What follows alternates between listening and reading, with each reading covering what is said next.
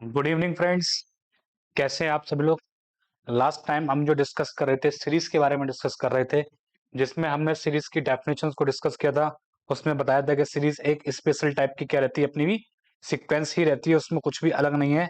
तो sequence series की convergence check करने के लिए हमने क्या करा था, उसका सीक्वेंस ऑफ पार्शियल सम, उसकी एंड टर्म्स का एक जनरल स्ट्रक्चर लेकर सीक्वेंस ऑफ पार्शियल सम निकाला था। और उसी के बेस पर बोला था कि अगर sequence of partial sum bounded है तो सीरीज हमारी कन्वर्जेंट है, अगर अनबाउंडेड है तो हमारी सीरीज डाइवर्जेंट मानी जाती है। तो इसी के बेस पर हमने एक क्वेश्चन करा था और शो करा था कि समेसन 1/n² जो होती है वो हमारी एक कन्वर्जेंट सीरीज होती है ना। तो उसी लेक्चर को क्या है, हम आगे कंटिन्यू कर रहे हैं और हम एक कंडीशन रखना चाह रहे हैं कि कोई भी सीरीज कब कन्वर्स करेगी। तो उसका जो टॉपिक का नाम है necessary and sufficient condition for a series to be convergent, है ना। या we are interested in the convergence of the series indirectly, है ना। तो वो इम्प्लीकेशन क्या इम्प्लीकेशन है उसको थोड़ा सा ऑब्जर्व करना चाहेंगे। ठीक, तो क्या रिजल्ट है।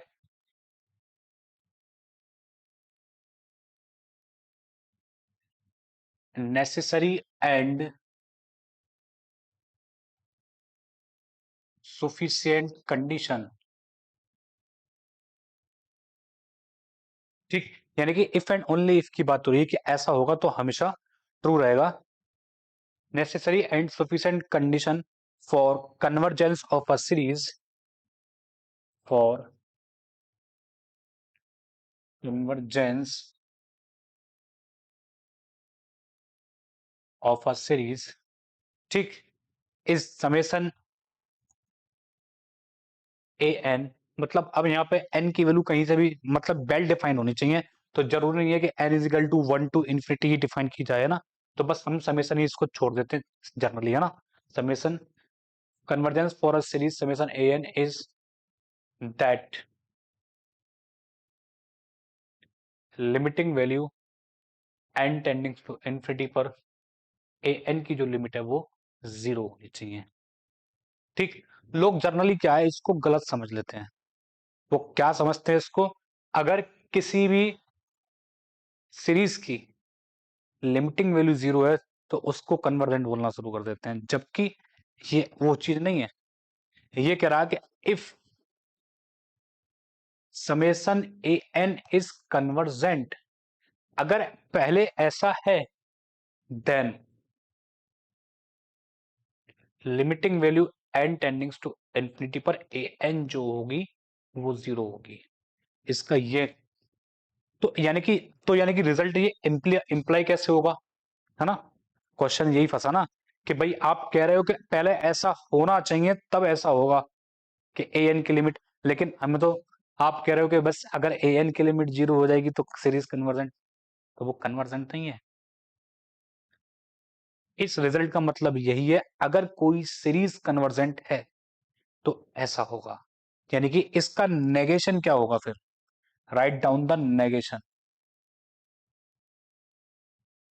तो नेगेशन ये है कि if limiting value n tendings to infinity पर अगर ए एन 0 नहीं है तो वो इंप्लाई कर रही है summation a n is divergent, तब उस केस में वो डाइवर्जेंट होगी।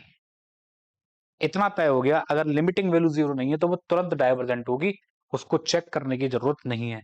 अगर लिमिटिंग वैल्यू 0 है तो बी हैव टू, तो यहां से पता चल रहा है, तो यहां पे दो पॉसिबिलिटी है। अगर ऐसा है तो इधर summation a n is convergent, या तो वो कन्वर्जेंट होगी, और summation a n is divergent. तो ये दोनों पॉसिबिलिटी रहेंगी वहां। फॉर एन एग्जाम्पल, जैसे एग्जाम्पल के तौर पे आप ले सकते हैं समेसन 1/n²। इसका जो एसओपीएस आया था हमने देखा था बाउंडेड आया था।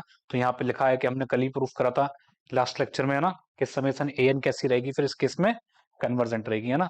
तो is convergent and limiting value n tendings to infinity पर 1/n² कैसी है, 0। एंड ऑल्सो हमारे पास क्या है, summation 1/n is divergent by p series test भी कह सकते हैं, अभी हमने डिस्कस नहीं करा है, एक बात अलग रही है ना, बस इस टॉपिक को समझाने के लिए ले रहे हैं। And limiting value n tendings to infinity पर 1/n कैसी है, 0। तो देख लीजिए दोनों की limiting value n tendings to infinity पे 0 है, लेकिन एक कन्वर्जेंट है एक डाइवर्जेंट है, ठीक। तो यानी कि तो जो हमने रिजल्ट लिखा है उसका नेगेशन हमें यूज करना होता है, सही है। तो ये नेसेसरी एंड सफिशिएंट कंडीशन की बात इस तरीके से होती है ना, ठीक। आगे बढ़ा जाए, आगे जो है इसमें हम क्लासिफिकेशन कर रहे हैं अपनी सीरीज का, है ना। सीरीज हमने अपनी 3 टाइप की सीरीज रख रखी है, उसमें सबसे पहली सीरीज है पॉजिटिव टर्म्स सीरीज, ठीक। पहली तो हमने रखी है पॉजिटिव टर्म सीरीज, दूसरी रखी है हमने अल्टरनेटिव टर्म सीरीज, है ना। दूसरी है हमारी अल्टरनेटिव टर्म सीरीज, सही है। और तीसरा टाइप रखा है हमने आर्बिट्रेरी टर्म सीरीज। अब आर्बिट्रेरी टर्म सीरीज, अब ये है क्या क्या चीज, इनको देख लेते हैं एक बार, है ना। पॉजिटिव टर्म्स का मतलब है सीरीज का फॉर्मेट जो होगा समेशन ए एन टाइप का होगा, और जितनी भी ए एन होंगी वो सब ग्रेटर देन इक्वल टू 0 होंगी, सही है। फॉर एन एग्जाम्पल, आपके पास अभी मैंने 2 ही एग्जाम्पल लिए थे, 1/n, 1/n की पावर 1/2, 1/n की पावर 3, ये सब किसके एग्जाम्पल है, पॉजिटिव टर्म के एग्जाम्पल रहने वाले हैं अपने, ठीक। आर्बिट्ररी टर्म्स में क्या होगा, समेशन ए एन का जो स्ट्रक्चर होगा आर्बिट्ररी का, समेशन -1 की power n into a N type से होगा, और ए एन जो रहेगी वो हमेशा ग्रेटर देन इक्वल टू 0 रहने वाली है, ठीक। ये स्ट्रक्चर रहने वाला है इसका आर्बिट अल्टरनेटिव टर्म सीरीज का, है ना। और यहाँ पर एग्जाम्पल के तौर पर आप ले सकते हैं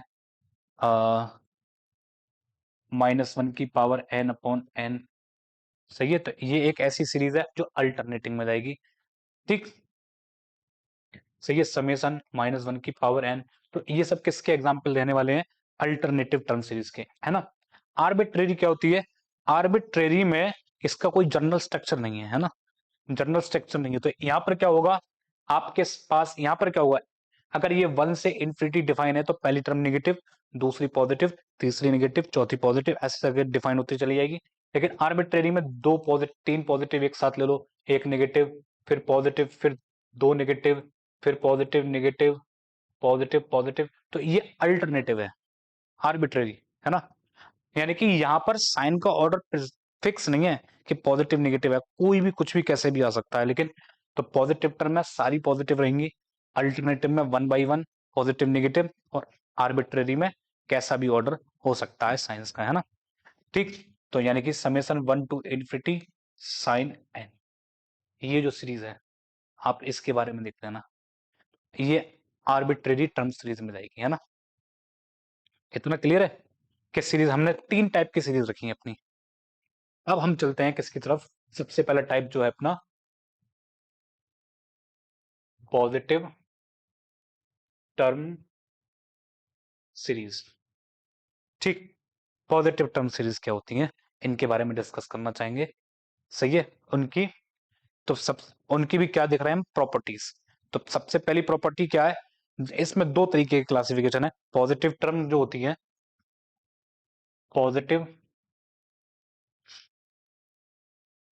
टर्म सीरीज जब होगा तो आप धीरे धीरे सीक्वेंस, जैसे अब आपने जो डिफाइन करोगे positive term summation a n, और a n is greater than equal to 0, तो आप पहली टर्म डिफाइन करोगे S1, फिर डिफाइन करोगे S2, S3, S4, ऐसे करके डिफाइन करते हुए चले जाओगे आप।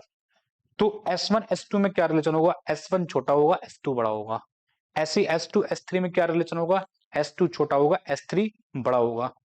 तो यहां से क्या पता चल रहा है, तो जब आप लास्ट में एसएन निकालने जाएंगे, यानी कि एसओपीएस जब निकालने जाएंगे, तो एसओपीएस इसका बढ़ेगा, हमेशा घटेगा नहीं।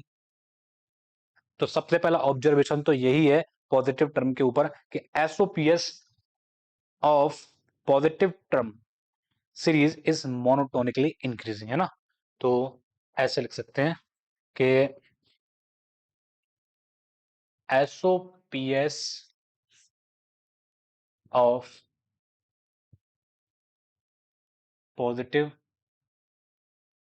टर्म्स सीरीज इज कैसा रहेगा, हमेशा मोनोटोनिकली इंक्रीजिंग रहेगा।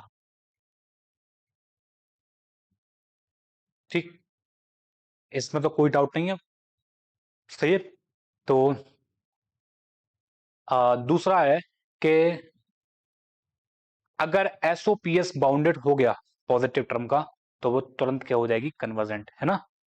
दूसरा, if SOPS of summation a n is bounded, ठीक है, समेशन ए एन ही लिखेंगे, यानी कि आप सीक्वेंस ए एन भी लिख सकते हैं, समेशन ए एन भी लिख सकते हैं, है ना। तो जनरली आपको कौन सा बेटर लग रहा है, आप सीक्वेंस लिख लीजिए, उसमें भी कोई दिक्कत नहीं है ना। Sequence a n is bounded, then summation a n जो होगी उसके करस्पॉन्डिंग जो सीरीज होगी, सीक्वेंस के करस्पॉन्डिंग जो भी सीरीज होगी इज कन्वर्जेंट। ठीक, तो ये हमेशा कन्वर्जेंट रहने वाली है। तीसरा पॉइंट, तीसरा ऑब्जर्वेशन ये है कि अब एसओपीएस अगर अनबाउंडेड हुआ, सही है, तो क्या होगा, इज डाइवर्जेंट, है ना। If SOPS of sequence a n is unbounded, then summation a n is कैसे रहने वाली है, एकदम डाइवर्जेंट रहने वाली है ना। तो कंक्लूजन क्या निकला पॉजिटिव टर्म्स के ऊपर, तो ओवरऑल कंक्लूजन तो यही है कि अगर कोई भी चीज पॉजिटिव टर्म, अगर summation a N positive term series है, ठीक, तो इनके दो तरीके के बिहेवियर है, या तो फिर वो अपनी कन्वर्जिस टू लिमिट रहेगी, या सीधा कन्वर्जिस टू इन्फिनिटी होगी। तो यानी कि दो ही बिहेवियर है इसके पास, या तो कन्वर्जिस टू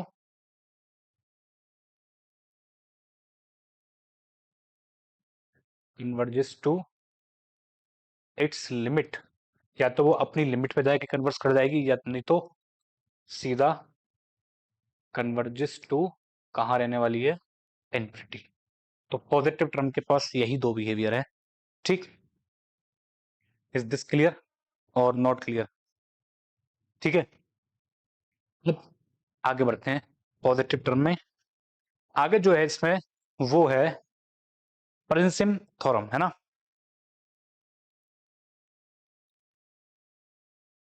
ठीक, इसमें होता क्या है प्रिंसिपल थ्योरम में, आपके पास कोई भी एक पॉजिटिव टर्म सीरीज दे रखी होगी, जो क्या हो अपने आप में उसकी जो करस्पॉन्डिंग सीरीज, सीरीज के करस्पॉन्डिंग जो सीक्वेंस है वो अपने आप में मोनोटोनिकली डिक्रीजिंग होनी चाहिए, है ना। लेकिन स्टेटमेंट में हम कुछ और ही लिखेंगे, उसके पीछे का बैकग्राउंड क्या है बस मैं वही बता दे रहा हूँ, है ना। ठीक, तो पॉजिटिव टर्म हमारे पास सीरीज होगी, लेकिन उसके करस्पॉन्डिंग जो सीक्वेंस है वो मोनोटोनिकली डिक्रीजिंग है। तब वो कन्वर्स तभी करती है जब उसमें एन इंटू एन से मल्टीप्लाई करने के बाद ए एन में अगर उसकी लिमिटिंग वैल्यू जीरो हो जाए तब। ठीक, ये प्रिंसिम थ्योरम, सही है। स्टेटमेंट में थोड़ा सा अलग लिखूंगा, उसमें कोई दिक्कत वाली बात नहीं है, ठीक है। ये कह रहा है if summation a n is a monotonically, ठीक है, decreasing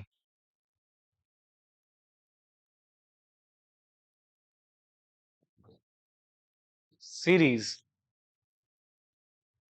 of positive real number,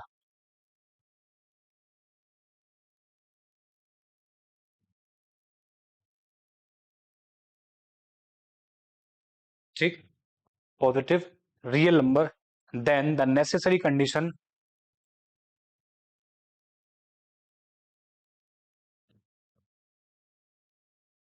then the necessary condition for the convergence,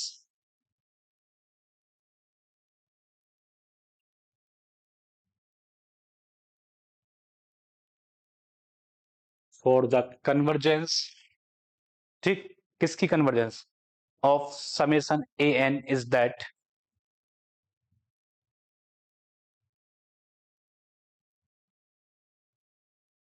limiting value n tendings to infinity पर एन इंटू ए एन कैसी होनी चाहिए, जीरो होनी चाहिए। अगर ये वाली बात ट्रू है तो सीरीज हमारी करस्पॉन्डिंग जो पॉजिटिव टर्म सीरीज है वो क्या कहलाएगी, कन्वर्जेंट कहलाएगी। फॉर एन एग्जांपल, आप पी सीरीज टेस्ट का ही प्रूफ देख लीजिए, प्रिंसिपल थ्योरम उसको एक चुटकी में बना देगी। आपका जो पी सीरीज टेस्ट है, समेशन एन की पावर पी इज कन्वर्जेंट, ये तो आप लोगों ने बहुत अच्छे से पढ़ा होगा यूजी में, और is divergent if p less than equal to one. तो आप इसमें एन से मल्टीप्लाई कर दीजिए, देखो limiting value n tendings to infinity पर n into one upon n की पावर पी, कितना कन्वर्ट हो गया, वन अपॉन एन की पावर पी माइनस वन, सही है। और इसके ऊपर लिमिटिंग वैल्यू, अब ये limit approaches to zero if क्या हो, p minus one greater than zero, और p minus one greater than zero इसका मतलब p ग्रेटर देन वन होना चाहिए। प्रिंसिपल थ्योरम देखिए, p सीरीज क्या कहता है, अगर कोई भी सीरीज कन्वर्जेंट है तो वो p ग्रेटर देन वन लेकर आएगी, ठीक। अगर p की वैल्यू वन हो गई तब वन से वन उड़ जाएगा, लिमिट जीरो ही नहीं आएगी। तो ये किस चीज की एग्जिस्टेंस दे रही है, तो ये पक्की गारंटी देगी कि नेसेसरी कंडीशन कन्वर्जेंस, तो वो कन्वर्जेंट ही आएगी फिर प्रिंसिपल थ्योरम से। ये है पॉजिटिव टर्म के ऊपर इसका गेम, ठीक, प्रिंसिपल थ्योरम है ना। अब आजकल जो ट्रेंड में चल रहा है आईआईटी जेम में, और आईआईटी जेम हो गया या और कोई सा भी एग्जाम हो गया, उसमें कॉशी कंडेंसेशन टेस्ट के ऊपर बड़े क्वेश्चन आ रहे हैं इस समय, सही है, कॉशी कंडेंसेशन टेस्ट, ठीक। तो अगला जो है, अगला अपना जो अगला टॉपिक है वो है कॉशी कंडेंसेशन टेस्ट। इसके ऊपर बहुत एप्लीकेशन आ रही है, यानी कि ये एक स्पेशल टाइप का टेस्ट है, इससे स्पेशल टाइप के क्वेश्चन ही निकलते हैं जनरली, ठीक। तो इनके ऊपर क्वेश्चन बहुत बना के दिए जा रहे हैं, condensation test,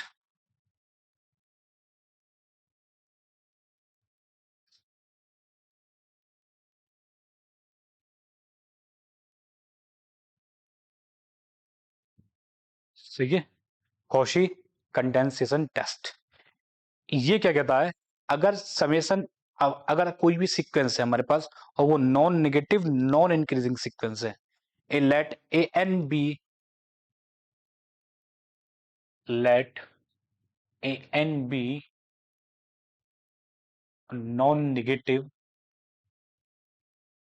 and non increasing sequence,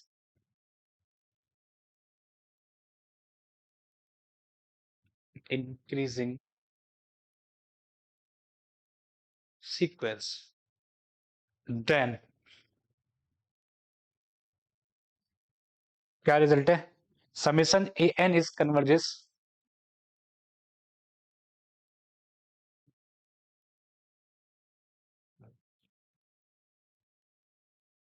if and only if, ये कहता है समेशन टू की power n into indexing of a two की पावर एन, ये कन्वर्स करना चाहिए।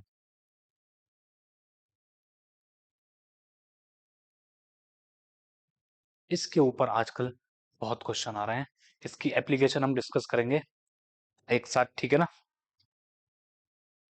तो इसका प्रूफ क्या है, इसका प्रूफ जो है वो मिलता जुलता प्रूफ है किससे, पी सीरीज के जैसा ही है लगभग, थोड़ा बहुत है ना, कोई ज्यादा बड़ा टिपिकल चीज नहीं है। इसकी एप्लीकेशंस की बात आती है वो हम एक साथ डिस्कस कर देंगे, फिर लास्ट में जाएंगे।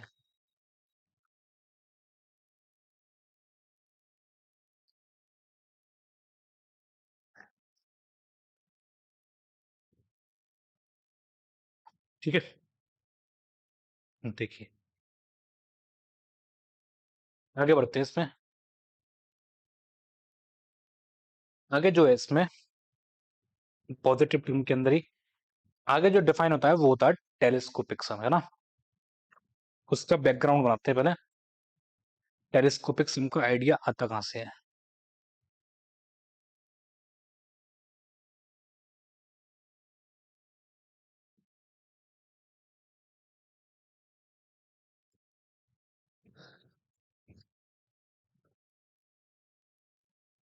जैसे आप मान लीजिए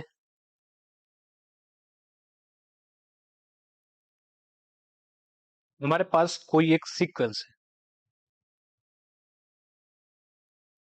है ए एन, ठीक, और कैसी सीक्वेंस है? Sequence of real number.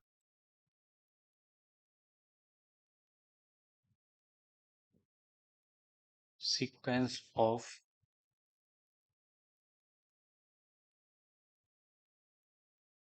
Real numbers, ठीक है। मैंने क्या करा, एक नई सीक्वेंस डिफाइन की है। Defining new sequence b n as b n is equal to a n plus one minus a n, यानी कि दो consecutive terms of a n की, उनको मैं सब्ट्रैक्ट कर रहा हूं और वहां से मैंने बी एन बनाई है। अगर मैं यहां से बी वन की वैल्यू निकालूं तो वो क्या आएगी? A two minus a one. B two की वैल्यू निकालूं तो वो क्या आएगी? A three minus a two. B three की वैल्यू निकालूं वो आएगी a four minus a three. इसी तरीके से मैं लास्ट में जब बी एन की वैल्यू लिखने जाऊंगा तो वो आएगी ए n plus minus a n, और मैं इन सबको जोड़ दूं तो मेरे पास क्या बन गया यहां से? एसओपीएस ऑफ बी एन बन गया। एसओपीएस ऑफ सीक्वेंस बी एन बन गया, ठीक। और इनको जोड़ने पे क्या होगा?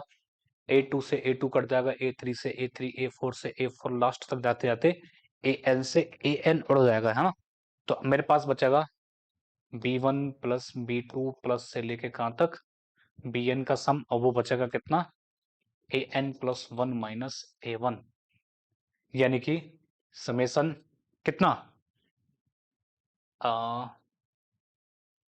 समेसन के इज इक्वल टू वन से लेकर एन तक, बी के जो बच गया वो कितना बच गया? A n plus one minus a one. देखिए अगर मैं इस पे limiting value n tendings to infinity लगा दूं और समेसन के इज इक्वल टू वन से लेके एन तक, और b k is equal to limiting value n tendings to infinity a n plus one minus a one, तो ये जो है एन टेंडिंग्स टू इन्फिनिटी पे एसओपीएस किसका रूप ले लेगा? सीरीज का रूप ले लेगा। और कौन सी सीरीज? बी एन की सीरीज का रूप ले लेगा, है ना।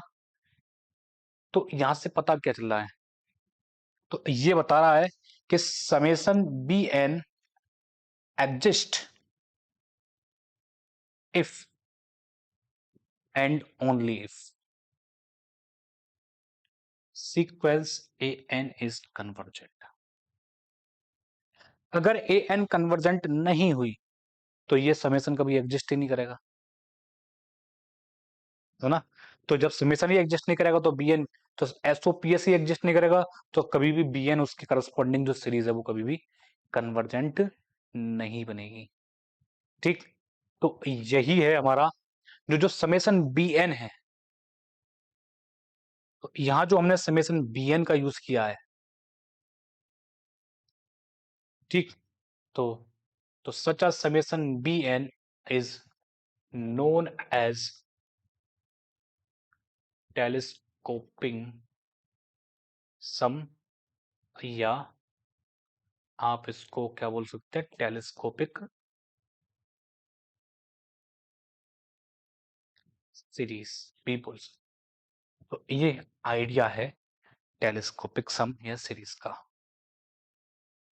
ठीक, तो इसकी जो कन्वर्जेंस है वो किसके ऊपर dependent, totally the convergence of sequence a. तो इससे होता क्या है, इससे क्या है, जैसे हमें कोई भी सीरीज दे रखी हो तो उनका सम निकालने में आसानी रहती है इसकी मदद से, है ना।